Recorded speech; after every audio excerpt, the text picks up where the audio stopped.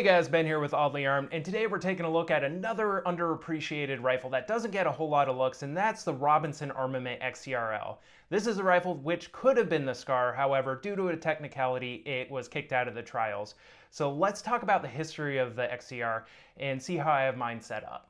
And real quick, big thank you to the Echo Valley Training Center in Cape on Hill, West Virginia. That's where I did the accuracy testing for this rifle and a lot of shoots over the years. So if you're in the DC metro area, West Virginia, Maryland, go ahead, check them out. The history of the XCR series goes back to 2004 when Alex Robinson designed the XCR for the SCAR trials, which were going on at the time to replace the M4 within SOCOM. And eventually those trials would, of course, be won by the FN entrant, and that's in the trials, which was the FN SCAR-L and the SCAR-H.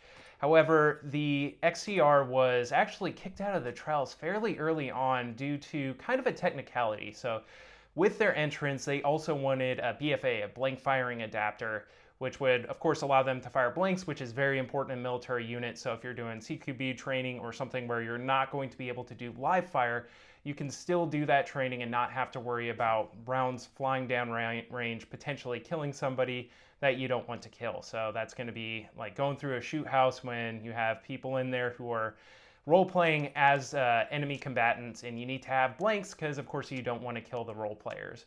However, they didn't have the BFA ready in time for the trials, and the government is not too good about giving people mulligans and letting them send something late, so it was just removed from the trials entirely. However, Rob Arms still had an excellent rifle on their hands, and up to that point, Robinson Armament had been working on other designs as well. They're really well known during the ban era for the M96, which was essentially a semi-automatic version of the Stoner 63, which is one of the most cool rifles or machine guns, and pretty much machine gun rifle, multiple different configurations, but they were the guys who built the clone of that rifle, and I'm a little salty because they were going to come out with it again, but that never happened. But anyway, back to the XCR. They had this rifle, and it actually went to the civilian market fairly quick after that. And that is really the end of the history of the XCR as far as military usage goes. From that point on, it was pretty much an entirely civilian rifle. Now, unlike the FN SCAR, which has pretty much stayed more or less the same for its entire production run, the XCR actually had a lot of different little adjustments and changes made to it over the years. So things like the gas system. The gas block has multiple different types and generations. The normal one is going to be a long stroke gas piston system, so similar to an AK. But they also had one which was essentially a short stroke gas piston, so there are some differences there. And the XCR, as far as its design goes, is actually kind of a conglomeration of a couple of different ideas from different guns. So of course you have the gas system from the AK, and you also have a bolt design which is fairly similar to the AK as well, with the 3-lug rotating bolt.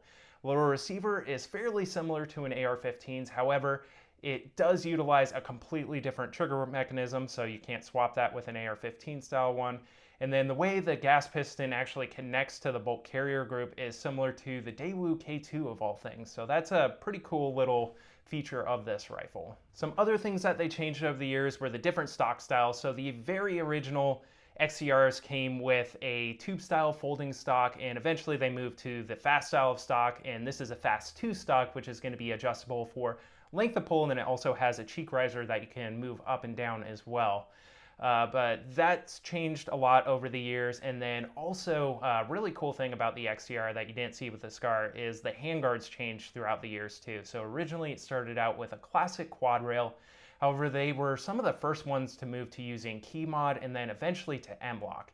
Now it is a monolithic upper receiver on this rifle, so pretty much what you have is what you have on your upper receiver is how is it going to be. You can't really swap it out for anything else without getting an entirely new upper receiver. However, they did have different lengths of the receiver, so mine here is the mini receiver with a 7.5-inch barrel. I have 300 blackout barrels, and this is a 5.56 barrel. But they also had a standard length upper receiver, which is a little bit longer, so your 10 to 16-inch barrel kind of receiver length. And then they have a competition, which is really long, and it's going to give you the ability to grip out really far, which competition shooters love. And then there's also a micro receiver length, which is almost like the MCX, the Rattler, the SIG Rattler. and it's going to be very, very short for something like a 300 blackout or one of those shorter barrel length rifles. And one of the coolest features about the XCR throughout its history is they have actually been really good about releasing new calibers for this rifle. So most companies that have interchangeable barrels, especially like FN or Bushmaster with the ACRs, they take a while to introduce new calibers. However, Robinson Armament was on top of their game with getting different conversion kits for this rifle. So you can get it in 5.56, 300 blackout, 7.62 by 39, 5.45, 6.8 SPC, 6.5 Grendel, 6mm arc, and 2.24 Valkyrie as well. So there's a bunch of different stuff that you can get for this rifle, and essentially all you got to do to change it is swap the barrel. Then you're going to have to swap the piston as well as the gas tube and the bolt. And that's pretty much all you have to do, and magazine as well, to swap between different calibers with this rifle system. Going back to the SCAR trials, one of the requirements was that they needed to have a 5.56 rifle out of the gate ready to go for SOCOM, but they also wanted to have something in a full power rifle cartridge, so 7.62 NATO specifically, to be developed on later so that SOCOM would have access to a full power rifle. So with the SCAR, that was the SCAR-L, and later the SCAR-H, which is the more popular of those two. However, Robinson Armament did continue, even though they were rejected from the trials, to develop that heavier caliber variant of the XCR. And in 2011, they released the XCR-M, which is just the upscaled version of the XCR-L, which is in those full power rifle cartridges. And they continue to have different conversion kits for that one as well. So you have 7.62 NATO, 6.5 Creedmoor, I believe 260 Remington, as well as 8.6 Blackout as well. So that is another really popular rifle to this day. For a while, the XCR was also very popular in Canada, which due to their gun laws, AR-15s and AKs were unobtainable by the normal civilian up there. So these sold very, very well and was actually one of the more popular markets for the XCR. However, in 2020, Canadian laws changed and this became a prohibited weapon and they were no longer sold up in the Great White. And that's basically all we have to talk about for the history on the XCR. So let's go ahead, get in a close look at mine and see how I have it set up. Alright, so starting from the front here, I do have a chemo muzzle device on my XCR, and that's because I do run this rifle suppressed quite frequently. And then moving back, you can see inside of the handguard there, that is the adjustable gas block. And it is a little bit difficult to get in there just because it's so recessed back into the receiver. However, there are models where it is exposed and a lot easier to adjust. This rifle did come with backup iron sights, and they're just these very simple plastic pop-up ones, nothing too crazy. And then I do have M-LOK, this is the M-LOK handguard, and I have M-LOK side panels on here, as well as a Unity tactical foregrip. Now moving back, this screw here is how you remove the barrel from the rifle, so you just back that out a little bit while the bolt's unlocked, and you can pull the barrel straight out the front of the rifle. So one of the easier barrel removals to do. And then moving up to the optics, I do have an EXPS 3 TAC 2 on here, as well as a 3 power magnifier. And there's that cheap plastic rear sight as well. Now moving down here, you can see the shell deflector. That is actually removable and changeable depending on which caliber you have in this rifle. And then you can see we have AR style magazine release as well as a safety selector, which is 45 degrees on this rifle and incredibly nice. My favorite feature though, and one of the more controversial ones, is the bolt catch bolt release there, which is at the front of the trigger guard. So you press down on it to release the bolt and you press up to lock it back. And this was actually kind of stolen by the Bushmaster ACR, so that's a little bit of controversy there, but is my favorite bolt release hands down. Now moving back, we just have the Fast 2 stock, and you can see at the bottom there, that is actually a tension screw, which you back in or back out to relieve a little bit of tension on the stock so it doesn't wobble. And then it also has buttons on the side to adjust it for length of pull. And that cheek riser you can take off and reinstall at different heights so that you can get a little bit better cheek weld on it with optics. And then I also installed a QD slot here at the back for a sling because there is not really a good way to mount a sling on the rear of this rifle. That's all there is to see on the right side. And moving over to the left side of the rifle, we just have my muzzle device as well as gas block here again. And it's pretty much going to be the same on this side. I do have a QD sling swivel on the M-LOK right here on this side of the rifle since there isn't a sling mount up at the front without it. And then you can see that barrel disassembly screw there, and I do have a line painted on it on this side just to make sure I torque it to the same spec more or less every single time. And the charging handle is just on the left side and can't be swapped over, and it is very much an FAL style charging handle that also acts as a forward assist if you need it to. And then as far as controls go, on the left side, they are fully ambidextrous, so you do have that left side magazine release, as well as that safety selector, and then also our bolt catch, bolt release there at the front of the trigger guard.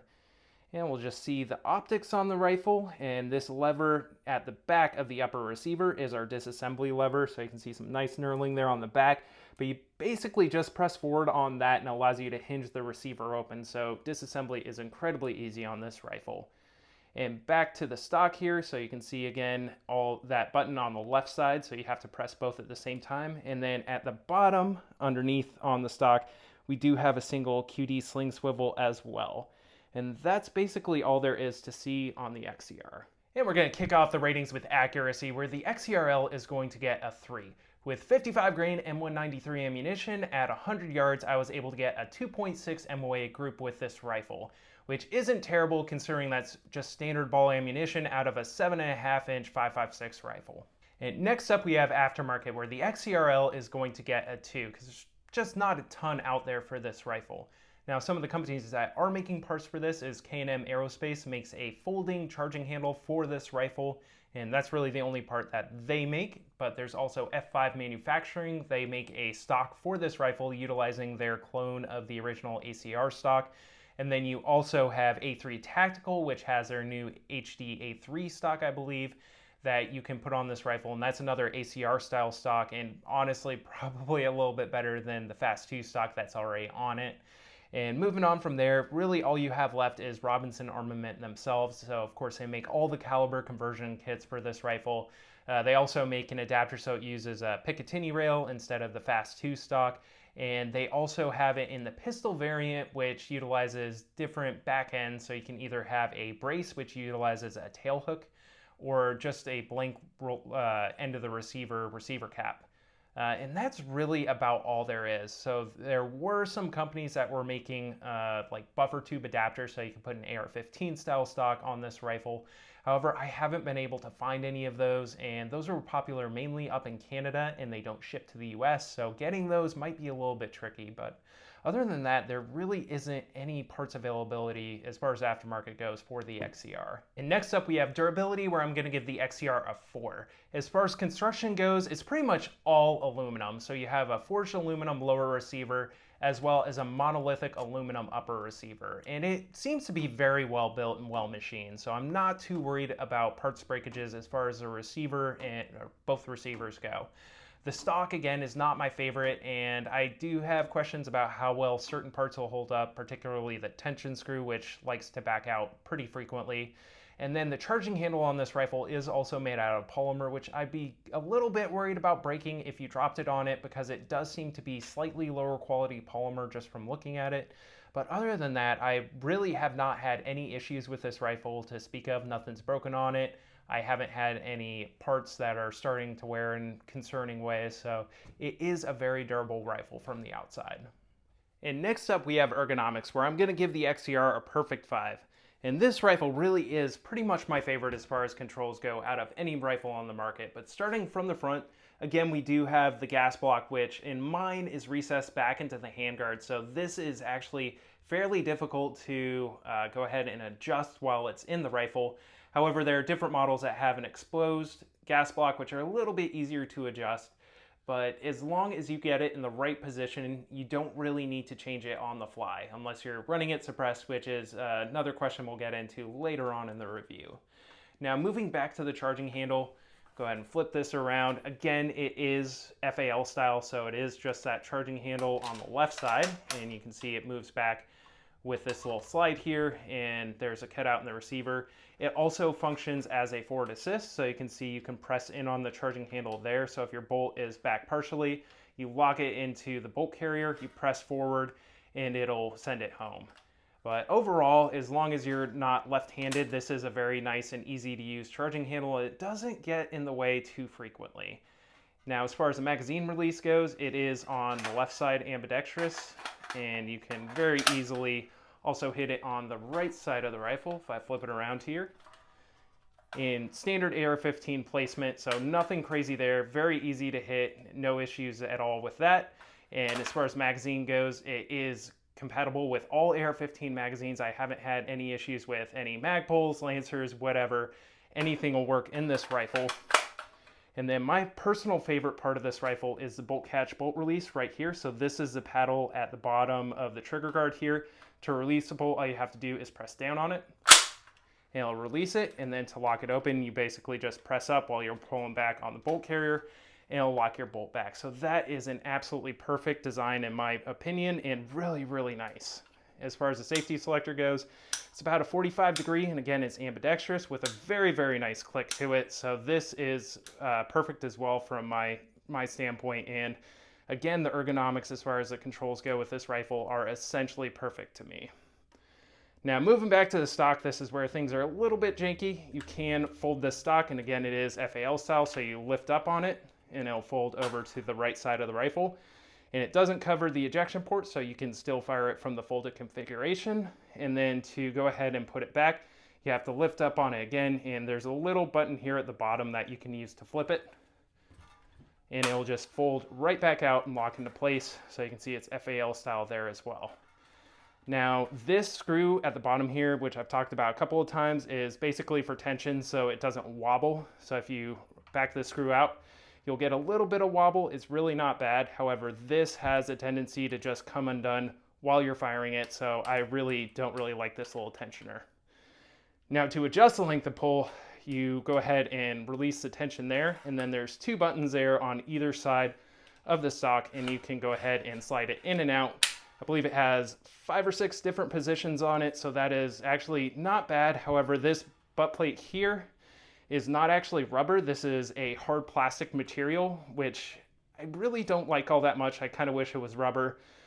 Biggest reason being, if you try and lean this up against something, it's going to slide off the ground because it's pretty smooth back here. And then it's also fairly slim, so that's a little bit uncomfortable, but it does have a little rubber buffer up here so that it doesn't ding the side of the receiver when you fold it. And that's about it besides our cheek riser. So you can go ahead and pull this off, and then you can see there are a couple of different slots that you can put it back on. So you can put it at different heights. So you basically just slot it back in there, you line everything up, and they'll slide forward. So you have a couple of different heights there. And that's really all there is to talk about as far as the ergonomics on this rifle. And next up we have maintenance, where I'm giving the XCR-L a 4. So as far as disassembly goes, it comes apart very, very easily, utilizing just a single latch basically on the left side of the rifle that you press in, allowing you to hinge it open, and then you can take off the lower receiver like an AR-15. And all the components basically strip out the back from there, so you can very easily clean your bolt carrier group, your piston assembly, all of that. And then the coolest part about this rifle is you can pull the barrel by backing out a single screw, which gives you full access to clean the chamber, and that's clean the gas tube, all the components that you would necessarily need to get to for this rifle. However, one thing is the inside of the receiver is a little bit difficult to get to in some areas just due to the contours on the receiver. So that's something to keep in mind. Unless you have tiny fingers, there are some parts you're probably going to need a longer brush to clean. Now, the place where I'm really going to be dropping off that point is going to be the availability of OEM parts for this. So Robinson Armament does sell all the parts that you would need to maintain this rifle. However, I will tell you that my experience has been it will take you a long time to get your hands on those parts. So for example, I have both a 5.56 and a 300 blackout barrel. I got this as a 300 blackout and I won 5.56 because it's a lot cheaper to shoot. So I ordered one of their 5.56 barrels, and it took probably 6 or 8 months for me to get the barrel in. So it's going to take you a hot minute to get parts for this rifle. I had a similar experience with the stock as well. So this started out as a pistol before I SBR'd it with a tailhook brace on it. And they also required that I sent them my Form 1, so my completed Form 1 for the SBR, approved and everything with the tax stamp before they would send me the stock. And even after I got all that to them, it still took them several months to get the actual stock component to convert this to a rifle. So that's something to keep in mind. Some parts might be a little bit faster to get to. They might actually have a stock of like bolts and stuff like that. But my experience has been with Rob Arms, who's a pretty small shop, it's going to take a while to get those parts. And next up we have Modularity, where I'm going to give the XCR-L a 4. So there's actually quite a bit you can change out on this rifle. So of course you have the grip, which you can swap with any AR-15 style grip. You have several different stock options, not a ton of different ones, but there are stock options out there. As far as the trigger goes, it is proprietary, so that is not something that you're going to be changing out, but the trigger from the factory is fantastic, and we'll talk about that a little bit later on. And then again, the handguard for this rifle is part of the receiver since it's monolithic. So if you want a different length receiver, or you want to go to M-LOK or Picatinny, something like that, you have to order an entirely new upper receiver, which again is probably going to take a long time for this rifle. But where I'm going to be really giving it a lot of points is the caliber exchange. So being able to swap between 5.56, 300 Blackout, 7.62 by 39, as well as 224 Valkyrie, and a couple of different other calibers. All you have to do is pull the barrel, put the new barrel and the gas tube in there, as well as swap out the bolt depending on the calibers. 5.56 and 300 Blackout's the same bolt.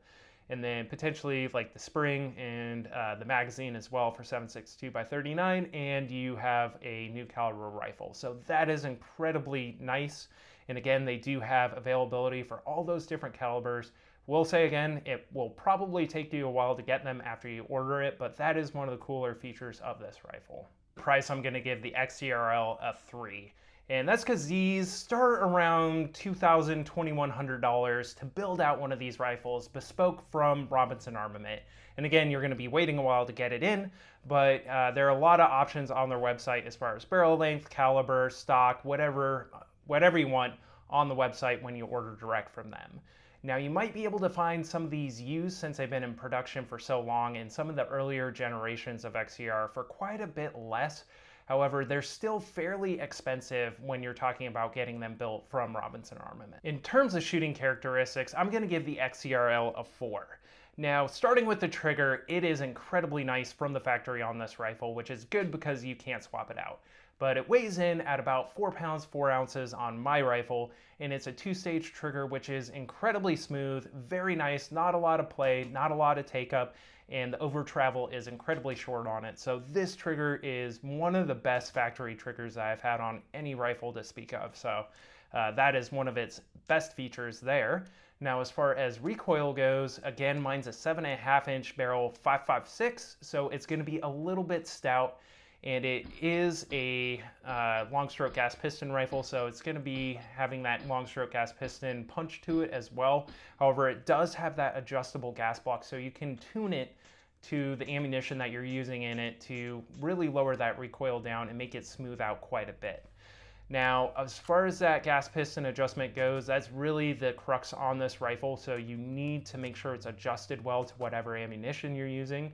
And again, on mine, it isn't very easy to access, so that's a concern when I get into suppressing this rifle, because you're going to be dealing with multiple different pressures, depending on if you have it suppressed or unsuppressed, so you need to either be able to change it, or you need to either run it with a can or without a can. Now, with a high back pressure can, so my Saker 7.62 that I used to use on it, I was able to find an intermediate kind of setting for it where it'd work with both the can on it and with the can not on it. However, of course, you're getting a lot of back pressure at that point, and you're getting gas to the face, and the bolt is moving very quickly, so you're getting quite a bit of recoil with it suppressed when you're able to run it without the can on it as well. Now, since I got my B&T SRBS 7.62, which is a low back pressure can, and used that on this rifle, it did smooth it out quite a bit, and I didn't have to worry as much about adjusting the gas system on it. However, it's still not the greatest suppressor host that I've used. Again, that could be because it's such a short barrel on this rifle that impacts it a little bit. And again, I also have a 300 Blackout barrel. As in its 300 Blackout configuration running subsonics, it is incredibly comfortable, and I'm not getting a lot of gas, but that's more of an issue of using 300 Blackout than it is of the rifle itself.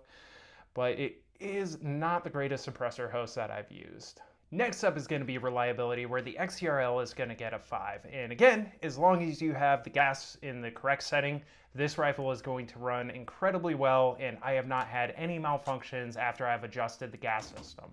Now, that is really dependent on you adjusting it correctly, and if you do switch ammunition, so if you go from a full power M193 5.56 to something like Wolf steel case, where it's going to be a lot lower back pressure on that, or a lot lower pressure on that round, you might start running into some reliability issues there. So you can compensate for that by swapping to a different gas setting. However, again, that takes a little bit of time and effort to do, but this rifle, as long as you have it set correctly, is going to be very reliable. When it comes to weight, I'm going to give the XCR-L a 4. And it is really one of the lighter rifles that I own, coming in at about 6.2 pounds when it's in its slick configuration without optics in the mini size here. So if you upscale to the standard length receiver with a 10 or 16 inch barrel, it's going to be quite a bit heavier and you're going to punch above 7 pounds there.